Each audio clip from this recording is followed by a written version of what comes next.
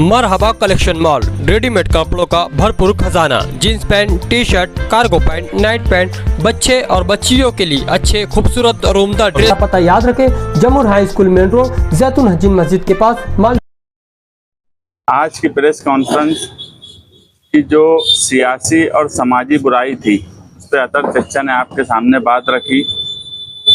2 अक्टूबर गांधी जयंती के मौके पर दोपहर में 2 बजे से मालेगांव बचाओ इंसाफ यात्रा के नाम से ख़ियाबान निशात चौक से यात्रा निकलने वाली है, जो शहर भर में घूमकर और हमारे साथ क्या हो रहा है ये शहरियान को बेदार करने का काम करेंगी। और उसी यात्रा में हम शहर के संजीदा अफराद, उलमा इकराम और जो दानेश्वर लोग हैं, जो शहर के लिए सोचते हैं कि शहर में तामीर और तरक्की हो, शहर में इस्लाह हो, उनसे भी हम उसी यात्रा के दौरान मिलेंगे। और हम सिर्फ उनके सामने बात यही रखेंगे कि आप इन दोनों के जलसे और प्रोग्राम देखो और हमारे देखो। जो लोग तलवार और बंदूक की बात बोलते हैं, ये सिर्फ बात बोलते हैं, इनके अंदर जिगर ही नहीं है। जिगर अगर किसी में है तो यहाँ बैठे हुए लोगों में है, जो फिरका परस्तों के खिलाफ ताकत से इस शहर में हर वक्त लड़े। वो 12 नवंबर का अगर वाकया हुआ, जब सब लोग खामोश हो गए, सब लोग डर गए, मौजूदा एमएलए खुद डर गए एमएलए रहते हुए, उस वक्त भी शान हिंद ही वाहिद लीडर इस शहर में थी जिसने पुलिस के खिलाफ 6 दिसंबर आया तो एहतजाज की। उसके बाद धरना अगर देना पड़ा मजलूमीन के लिए तो रोड पर आकर धरना दी।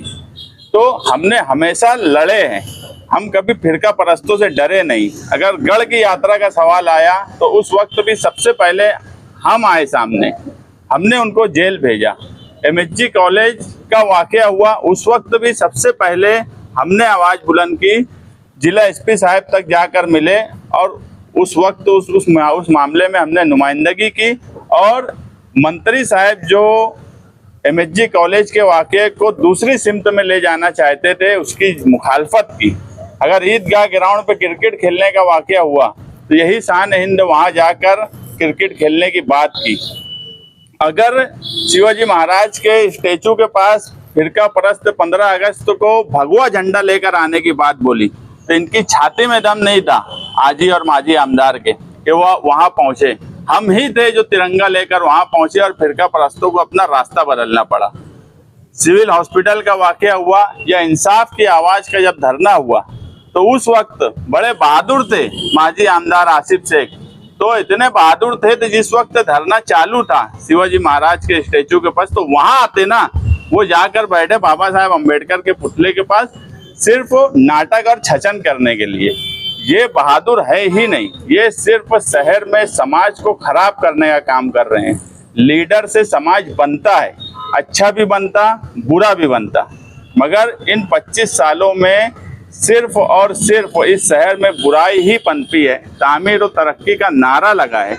हम जो बोल रहे हैं कि 25 साल में इस शहर को खंडर कर दिए, ये दोनों भी एक दूसरे पे यही इल्ज़ाम लगा रहे हैं। ये बोलते इन्होंने कुछ नहीं किए, वो बोलते इन्होंने कुछ नहीं किए। बात तो ये बिल्कुल सच है कि किसी ने कुछ नहीं किया। इसलिए मालेगांव जो इंसाफ यात्रा निकल रही है, मालेगांव की आवाम उसमें ताउन करे, उसमें शिरकत करे। अलग अलग हिस्से में हम लोगों के घर तक जाएंगे। हमने इसलिए यात्रा निकालने का फैसला किया कि अब शहर को ये ज़रूरत है कि लोगों तक जाया जाए। और इनकी नाकामी और नाअहली तो यहाँ तक ठीक थी, मगर अब जिस तरह की ज़बान इस्तेमाल की जा रही है, जिस तरह की तकरीरें की जा रही है, उससे कहीं ना कहीं जहाँ पर बोला जाता है वहाँ माँ बहनें सुनती हैं। तो क्या मुस्तकबिल में ये हमारे बच्चों के हाथों में तलवार और बंदूक देना चाहते हैं क्या, कि तालीम देना चाहते हैं? इन्होंने एक स्कूल नहीं बनाई 25 सालों में दोनों ने मिलकर, और आज सिर्फ बंदूक, तलवार और गलत ऐसी बातें जो एक आम आदमी भी स्टेज से नहीं बोलेगा, ये लीडरी करने वाले लोग वो बात स्टेज से बोल रहे हैं। मैं दावे से ये बोलता हूँ कि इनके अंदर दम नहीं है, इनके अंदर जिगर नहीं है फिरका परस्तों से लड़ने का। ये कभी मंत्री के खिलाफ एक बात नहीं बोलते। इन्होंने मीटिंग ली, उस मीटिंग में भी इन्होंने इतना सब होने के बाद सारी चीजें उस तरफ चले जाने के बाद उस पर एक बात नहीं बोलती है। मंत्री से जो लोग डरते हैं वो आज इस तरह की बात कर रहे हैं बंदूक की। मैं आने वाला वक्त असेंबली का है, मुझे पूरा यकीन है कि इन दोनों का सियासी इनकाउंटर आवाम कर देंगी, क्योंकि इस तरह की बात इस शहर ने कभी पसंद नहीं की। इस शहर का अपना एक दबदबा रहा है जो हमेशा फिरका परस्तों के खिलाफ रहा है, और 23 नवंबर को लोगों ने वो दबदबा देखा। और उस वक्त जो धरना दिया गया, 3 FIR पुलिस ने की। एक FIR जो है वो जो नकली शिव प्रेमी आए थे उनके ऊपर की, क्योंकि उनके लग परमिशन नहीं था और लॉ एंड ऑर्डर के हालात वो खराब कर रहे थे। एक दीवाने की तरह जाके अंबेडकर पुतले के पास पहुंच गए, उनके ऊपर हुई। हमारे पास परमिशन था, मगर उसके बाद पुलिस ये बोलती है कि हम 4:30 बजे के बाद तक धरना चलाए, इसलिए हम पे भी FIR की गई। मुझे पुलिस वाले बुलाए, मैंने उनको साफ बोला हूँ कि अब जो है मुझे और जो लोग भी 8 लोगों को आरोपी बनाए हैं, आप मजिस्ट्रेट के सामने हमको लेके चलो। अब मैं भी चाहता हूँ कि ये मामला जज के सामने आए। जज के सामने मैं भी अब वीडियो बताऊंगा, ना उसमें जामीन लूंगा पुलिस स्टेशन से, ना उनकी नोटिस लूंगा, ना किसी रजिस्टर पे साइन करूंगा। ये पुलिस को मैं बोल दिया हूँ और मीडिया के जरिए भी उनको बोल देता हूँ। हाँ, वो अगर ये बोलेंगे कि तुमको गिरफ्तार करने आएंगे तो गिरफ्तारी देने के लिए तैयार हूँ, लेकिन जज के सामने मैं खड़ा रहकर ये सारी बात बताऊंगा कि अगर कुछ लोग इस तरह की नफरत फैला रहे हैं एक समाज के खिलाफ, कि अगर वहाँ फूल हार किया गया तो वो फूल को निकाल दिया गया, उसका शुद्धिकरण किया गया, तो इसके ताल्लुक से पुलिस डिपार्टमेंट ने उनके ऊपर क्या एक्शन ली। अब मैं भी चाहता हूँ, मैं उस वक्त भी पुलिस डिपार्टमेंट को बोला था कि उन सालों को 2 डंडा अगर उस वक्त पुलिस मारी होती, पुल के बाहर वो पुल के इस तरफ नहीं दिखे होते, उस तरफ भागे होते, मगर उस वक्त पुलिस ने 2 डंडा उनको नहीं मारी, जबकि पुलिस का ये काम था कि वो जिस तरह के हालात उस वक्त खराब कर रहे थे उनको 2 डंडा मारना चाहिए था और वहाँ से भगाना चाहिए था। मगर पुलिस ने जो तरीका अपनाई कि सबको ऊपर केस कर देना और सबको थपथपाना, ये तरीका बराबर नहीं है। अगर कोई गुनहगार है तो उसके ऊपर गुनाह दाखिल होना चाहिए, मगर जो नहीं है उनके ऊपर कतई नहीं होना चाहिए। हम भी अब ये मैटर मजिस्ट्रेट तक लेके जाने के लिए तैयार हैं।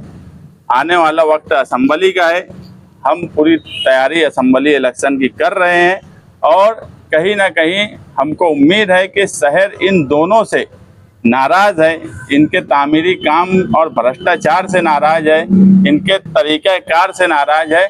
ऐसे वक्त में मालेगांव शहर तीसरी ताकत के तौर पर या तीसरी ताकत कोई बन सकती है तो शान हिंद की तरफ देख रहा है, और हमें पूरी उम्मीद है कि आने वाला वक्त इस शहर में बदलाव का रहने वाला है। ये इलेक्शन बदलाव का है, दोनों के खिलाफ है ये इलेक्शन, और वो बदलाव का नतीजा इस शहर में एक दमदार नुमाइंदा आने वाले वक्त में मिलने वाला है।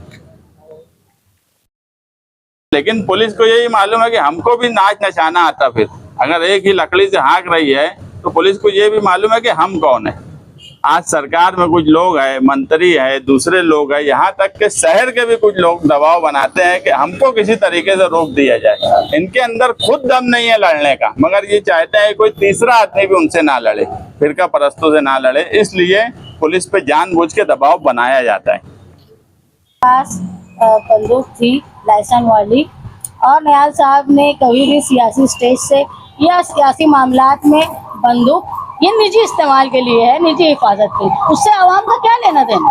किसी का निशाना अच्छा हो, वो एक गोली से 4 शिकार कर देता हो, उससे लोगों को क्या लेना देना। आवाम आज परेशान है, औरतें परेशान है। आज आप देखेंगे KYC के लिए हजारों खवातीन परेशान है, उनके ताल्लुक से कोई कुछ नहीं बोलता।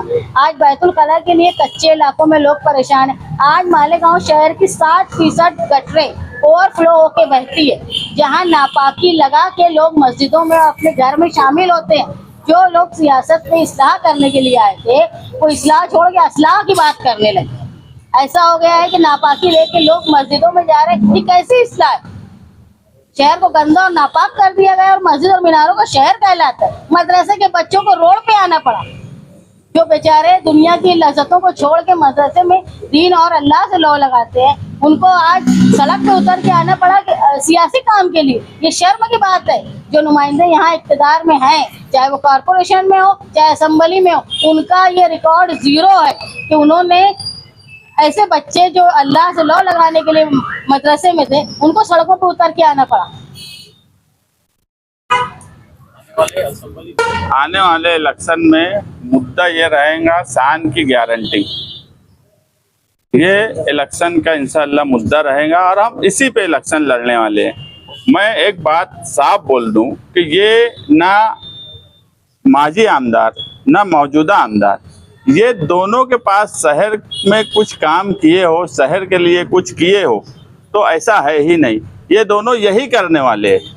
बंदूक, तलवार, गोली, इसके घर की जातियात, ये अगर आज मौजूदा एमएलए बोले तो माजी एमएलए भी यही शुरू किए, उनकी ही ये शुरुआत थी। ये सियासत में ये बात बराबर नहीं है। तो ये बात वो इसलिए नहीं करना चाहते कि उनके पास कोई तामीरी काम नहीं। दोनों इक़्तिदार में रहे, कॉरपोरेशन में अगर शेख रशीद साहब का खानदान रहा तो भी उन्होंने कोई तामीरी काम नहीं किया जिसको वो बता नहीं सकते, और जो 5 साल एमएलए रहे वो भी कुछ नहीं बता सकते। तो हम लोगों का यही मानना है कि मुद्दे से हटाकर ये मिली जोड़ खेल रहे हैं कि तीसरी बात करो कि हमारी जो नाकारापन है वो लोगों के सामने ना आए।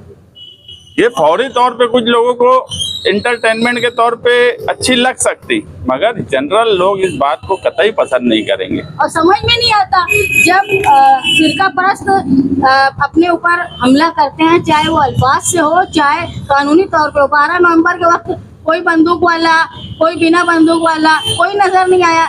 जब यात्रा यहाँ से जा रही थी तो कई मस्जिदों में तरावी में खलल आया, तरावी रुक गए, तब इस्लाही सियासत वाले आकर बोले नहीं कि ये क्या हो रहा है। उसके बाद जब एक एमएसजी कॉलेज में सिर्फ लोगों को अच्छी तालीम आगे क्या हासिल करना चाहिए उसमें बोला गया, वहाँ हुजूर के नाम के पोस्टर की तस्वीर हुई, उस वक्त भी कोई कुछ नहीं बोला। तो ये बहादुर लोग जो बंदूकें रख रख के घूमते हैं, ये करते कहाँ है? बंदूक किसके लिए इस्तेमाल करते और बताते क्यों?